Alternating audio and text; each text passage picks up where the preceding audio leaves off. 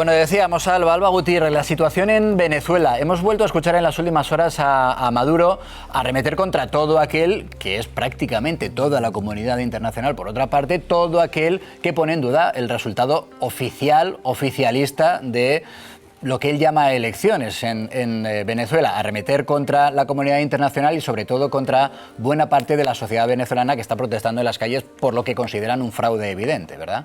Sí, con esos más de 2.000 detenidos de los que hoy Maduro precisamente ha presumido. Ha sido un segundo fin de semana de protestas y represiones en Venezuela después de unas elecciones de las que se siguen sin conocer, se siguen sin presentar esos resultados oficiales de las actas. Manifestaciones que ya dejan, como decimos, más de 2.000 detenidos y que se han dado principalmente en Caracas. Allí se han manifestado tanto la oposición como el chavismo en diferentes puntos de la ciudad.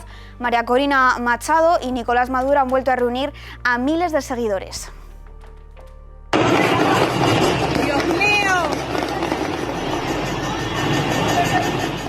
Y no precisamente esas protestas, como están viendo, están siendo pacíficas, como venimos contando. Estos son los sonidos, disparos por parte de la Guardia Nacional de Maduro contra los manifestantes.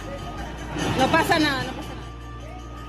Y la respuesta de la comunidad internacional llegaba este fin de semana. Un comunicado de la Unión Europea que exige a Venezuela poner fin a las detenciones arbitrarias, a la represión y a la retórica violenta contra la oposición y la sociedad civil. Mensaje que ha mandado hoy también Josep Borrell, pidiendo además la publicación de las actas oficiales. Un mensaje al que hoy ha contestado Nicolás Maduro así de contundente. Escuchen. Una vergüenza la Unión Europea. El señor Borrell es una vergüenza, que reconoció a Guaidó de manera vergonzante y se hace el loco. Entonces ahora dice que en Venezuela hay represión a manifestaciones pacíficas, dice el señor Borrell. Manifestaciones pacíficas, dice Nicolás Maduro. Pues esas manifestaciones pacíficas sí que han llegado hasta aquí, hasta España, porque aquí en Madrid, este fin de semana, en la Puerta del Sol, han vuelto a manifestarse miles de venezolanos. ¡Venezuela! ¡Valiente! ¡Venezuela! ¡Valiente! Y ahora, entre ellos, este fin de semana hemos visto a él, a Fray Marcos, en una de esas protestas, el religioso venezolano residente aquí en Madrid, que coreaba así en defensa de la represión que está viviendo su país. es el grito de la humanidad que le da sentido. Pues efectivamente, hoy nos vamos a fijar cómo está viviendo este momento duro, preocupante, también la comunidad venezolana en España, porque también en nuestro país hay algunas, lo veían, algunas manifestaciones precisamente preocupadas por lo que allí está ocurriendo. Fray Marcos, bienvenido, buenas noches. Buenas noches. Es un lujo y un placer tenerle aquí, gracias por acompañarnos. No, a ustedes por la invitación. Para algunos de ustedes a lo mejor es el cure de Masterchef. El capellán de las cocinas, como me bautizó Álvaro de Juana. Efectivamente, nuestro compañero Álvaro de Juana. Bueno, decíamos, ¿cómo está la comunidad venezolana en nuestro país? Claro que entiendo que la distancia, los kilómetros, añade incluso dolor a la preocupación de lo que se está viviendo, ¿no? Sí, yo siempre digo que Venezuela es un grito abierto que clama al cielo, y es un grito a su vez que se vuelve esperanza, porque ejemplo de Venezuela yo creo que muchos son los países que deberían estar levantando la voz, bien sea porque estén pasando una situación como la de Venezuela o porque estén encaminados a pasar una situación como la de nuestro país, que Dios los libre. Y por supuesto ese grito desde España se hace oír hasta Venezuela. Yo siempre he dicho que todo obra para bien y que todo obra conforme a la voluntad de Dios cuando sabemos descubrir desde la espiritualidad no solo el por qué, sino el para qué. Y yo creo que esta es una gran oportunidad para cortar distancias, precisamente hablando de distancias, ¿no? Para vencer los kilómetros, que creo que son unos casi 8.000 kilómetros, sí. Que no nos separan en este momento, sino que nos unen con un solo grito, y el grito es libertad, justicia y paz. Ahora le pregunto cómo podemos tratar de aportar esperanza en un momento tan difícil, pero antes a mis analistas les decía, tenéis que ayudarme a saber dónde está Zapatero, porque sabemos que está en su país, sabemos que está en Venezuela, pero no se le ha vuelto a escuchar desde antes de que se celebraran esos comicios. Nuestra compañera María Albiach recoge una información que hoy publica nuestro compañero Antonio Naranjo en El Debate, que yo creo que puede aportar, María, alguna pista al menos, ¿no?, de si no dónde está, ni qué va a decir cuando por fin reaparezca, al menos sí cómo se está moviendo y cómo está siendo protegido en Venezuela. En ese no se sabe muy bien cuál es su papel en aquel país. Sí, José Luis, el Gobierno dice no saber nada de los viajes de Zapatero a Venezuela, pero le pone seguridad y le ha pagado 500.000 euros. Y es que el Ejecutivo se escuda en que no organiza estos viajes para justificar un supuesto desconocimiento. Una afirmación que sorprende cuando es el mismo Ejecutivo el que le organiza el dispositivo de seguridad y además financia el personal puesto a su servicio. Según el Gobierno, Zapatero actúa a título personal, pero España ya le ha pagado más de $500.000 de euros en servicios profesionales, dicen, de carácter político. Gracias, María. Querido Antonio Naranjo, bienvenido, buenas noches. Hola, José Luis, ¿qué tal? Buenas noches. Quiero además que te hemos sacado de una cena, de manera que prometo ser rápido, todo lo rápido de lo que sea capaz. Pero claro, es que no es sencillo explicar cuál es el papel de Zapatero, iba a decir en estos días, en estos últimos meses e incluso años en Venezuela. Bueno, el papel de Zapatero creo que quien mejor lo ha descrito ha sido Felipe González, al calificarle de lobista de Maduro ante la Unión Europea. Lo que no sabemos es a cambio de qué, pero que el papel de Zapatero en el llamado Grupo de Puebla, esa coalición de gobiernos populistas de toda Hispanoamérica, es muy evidente y en concreto con respecto a Nicolás Maduro a lo que se ha dedicado es a blanquear el régimen, no sabemos a cambio de qué.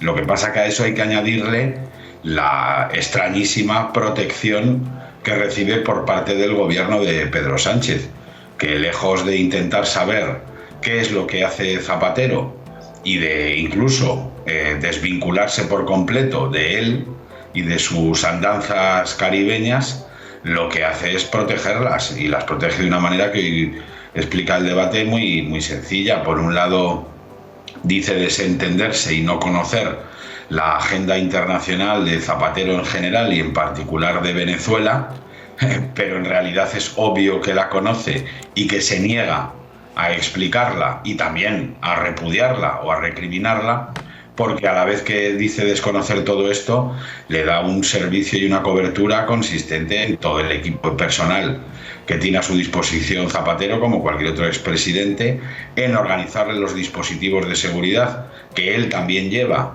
cuando viaja a Venezuela y cuando se reúne con Nicolás Maduro o con Delcy Rodríguez, en fin, para adecentar lo impresentable del régimen. Y bueno, evidentemente le mantiene ese estatus de expresidente sin ningún tipo de pega, por el cual lleva cobrados de todos los españoles mientras se dedica, insisto, a blanquear a un dictador tirano que está reprimiendo al pueblo de Venezuela con una ferocidad terrible. Bueno, pues le ha dedicado desde que Pedro Sánchez es presidente, cuando acabe este año, que los españoles sepan que el señor Zapatero habrá cobrado más de 500.000 euros salidos, más de $500.000 de euros salido de los bolsillos de los ciudadanos españoles, ¿no? Entonces me parece trágico lo que Zapatero está haciendo en Venezuela y me parece trágico el amparo por acción y por omisión que le está dando el gobierno actual de España a quien no deja de ser el hermano mayor ideológico del actual presidente del gobierno. Ahora volvemos, Antonio, a esa información que publicáis en el debate, sí, porque es muy relevante, pero antes quería preguntarte también si te sorprende el silencio de Zapatero desde las supuestas elecciones en Venezuela. ¿Y qué crees que dirá cuando reaparezca? Que supongo que se producirá esa reaparición en algún momento. Digo yo, no creo que esté en el exilio, tendrá pensado volver y a mí lo que me han contado es que de hecho va a volver relativamente pronto, incluso se dice que por la vía canaria, pero no lo sé.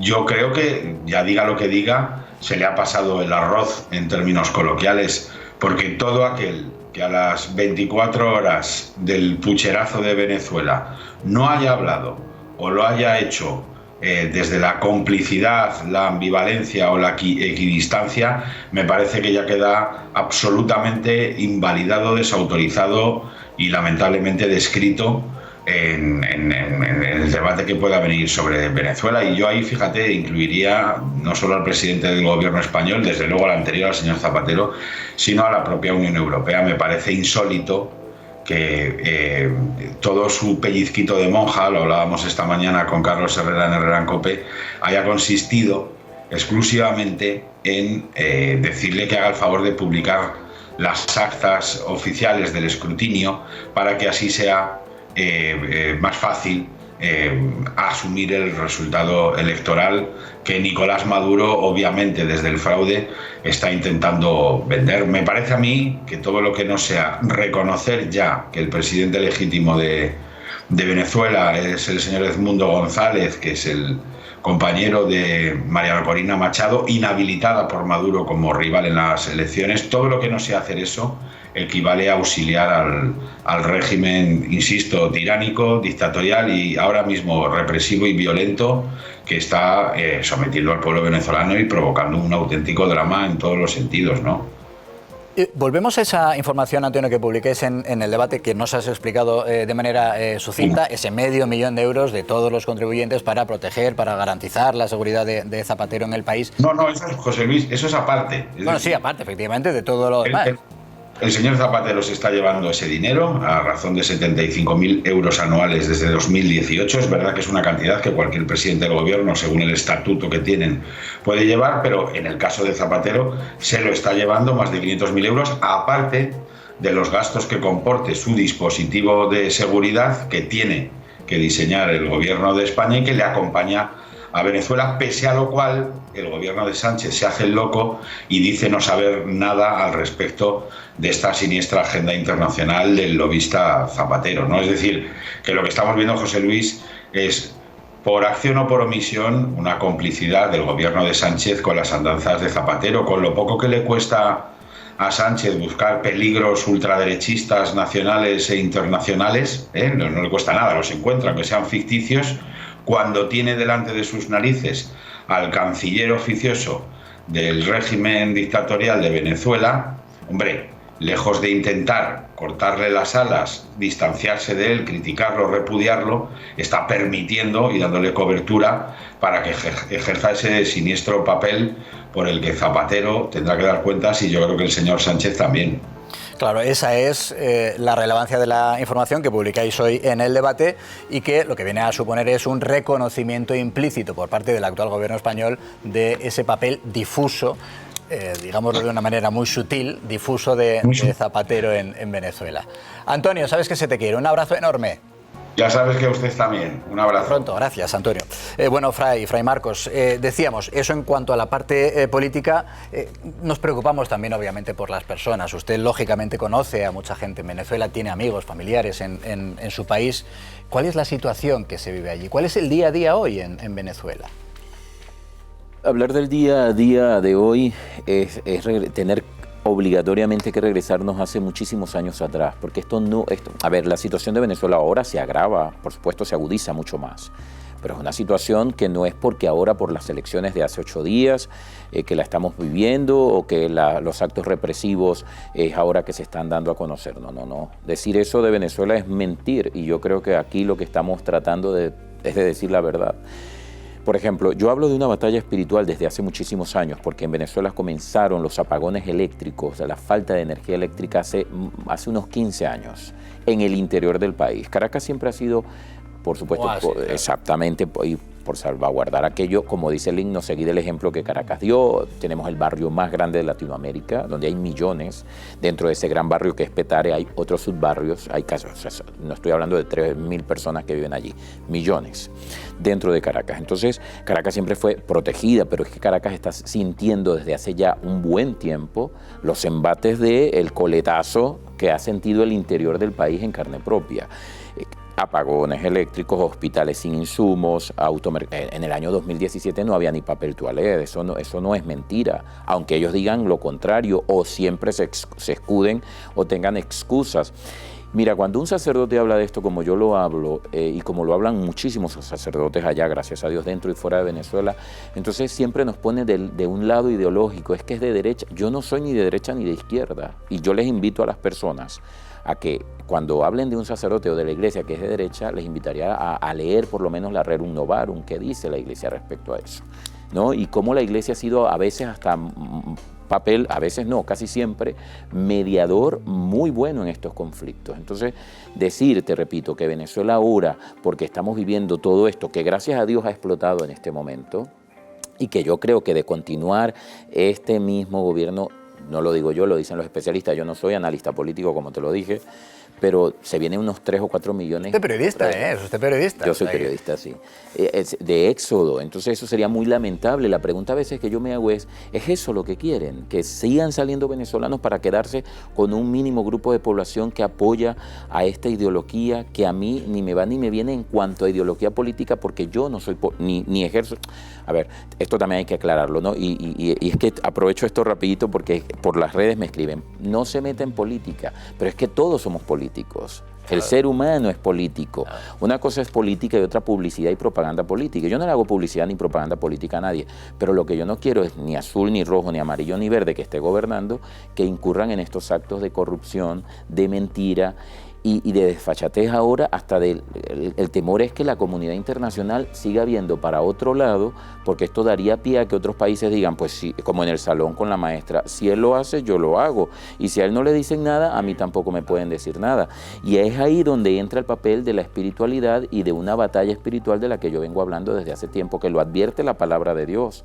Ahora, quedó una pregunta que me hiciste antes de hablar con el colega periodista. Aquí me siento yo, Dios mío, como en mi y es la esperanza, el tema de la esperanza. Sí. La esperanza se puede abordar desde diferentes ángulos, pero lo que a nosotros nos toca como creyentes y desde la palabra de Dios es que aquel que crea en Dios y sepa que hay 3 virtudes teologales importantes y que de ellas se desprenden las virtudes cardinales, es que la esperanza es actuar conforme a aquello, primero plantéese objetivos reales. Me decía una señora en estos días, padre, pero ¿por qué usted no habla más? ¿O por qué el sumo pontífice no ha dicho esto? Mire, usted trabaje con lo que tiene.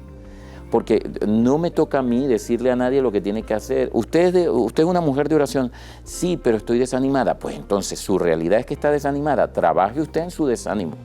O sea, ¿cómo es posible que usted, si es creyente y es una mujer de oración, no ha puesto a trabajar la esperanza que hay en usted? Es lo primero que tiene, entonces apele por lo primero que tiene.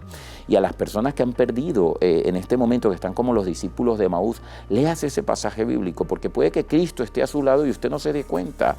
Puede que Cristo esté partiendo el pan y a usted le esté ardiendo el corazón y el desánimo le gane, es decir, le ganan las olas y el viento fuerte que va en la barca y Cristo durmiendo. Pues despierte a Cristo, decía San Agustín, si Cristo duerme es porque tú no le has despertado. Pedro, cuando caminó sobre el agua y se hundió, despertó a Cristo, que Cristo le extendió la mano y gritó auxilio. Lo que pasa es que el tema de la desesperanza pasa también por un tema de soberbia, y es que cuando yo no encuentro que las cosas se hacen de manera inmediata como yo quiero, cuando yo quiero, donde yo quiero, la soberbia le gana a esa virtud tan hermosa que es la esperanza.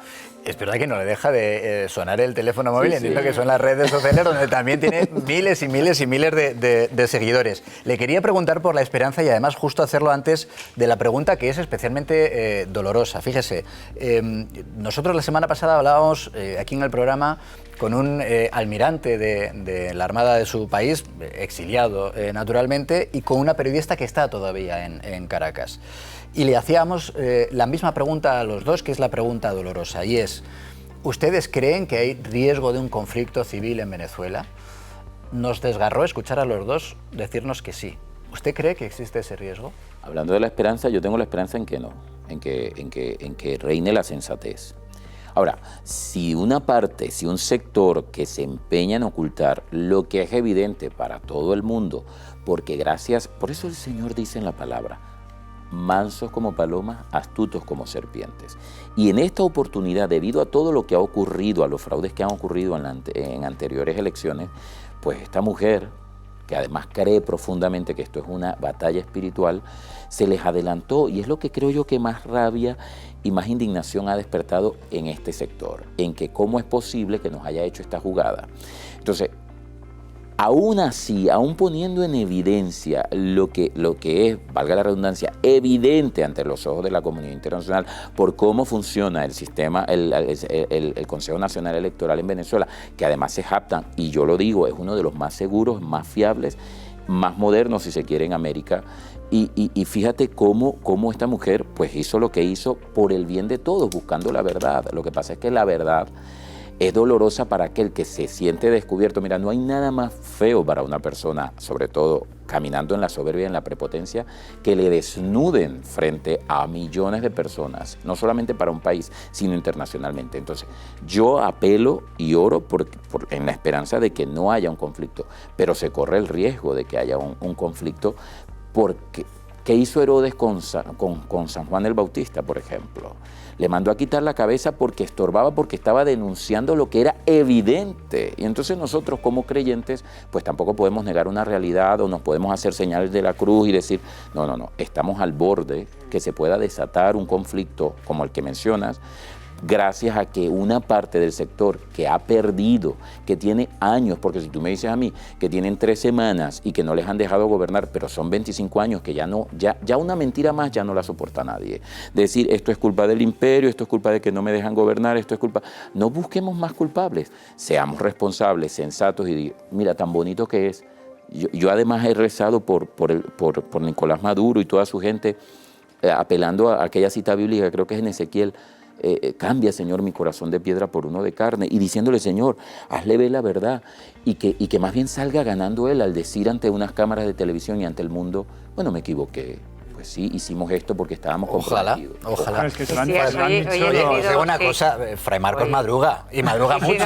No, pero hoy, Así que... hoy he tenido la suerte de estar con Fray Marcos y esta mañana compartía también una tertulia con Leopoldo López y alertaba en otro sentido. Tú decías, esto valdría si se reconociera el resultado para que la libertad fuera, si no se reconoce, que otros países digan, la comunidad internacional va a hacer lo mismo. Y él lo decía también al contrario, si se impusiera la verdad en Venezuela, llevaban unas actas, y es verdad que son absolutamente precisas. Si se impusiera, llevaban varias firmas, eran un documento alargado. Sí, pero... Si se impusiera la verdad en Venezuela, valdría para que muchos otros países se abriera esa esperanza para la libertad. Pero es un gran temor. Para el mentiroso es un gran temor, pues es una cadena. Pero mira, que si esa verdad no es que salga al aire porque ya salió, yo no puedo apelar ahora que busquen las verdades, dialoguen, no. Mira, puede haber mucho diálogo, y eso se lo digo yo porque trabajo con muchos matrimonios y muchas parejas. Pero es que, padre, yo dialogo, mira, pueden pasar toda la noche dialogando, pero si en ese diálogo no hay comprensión y sensatez, de poco va a servir el diálogo. O sea, no va a servir de nada, porque yo tengo que abrirme a buscar la verdad, y una verdad que te va a liberar.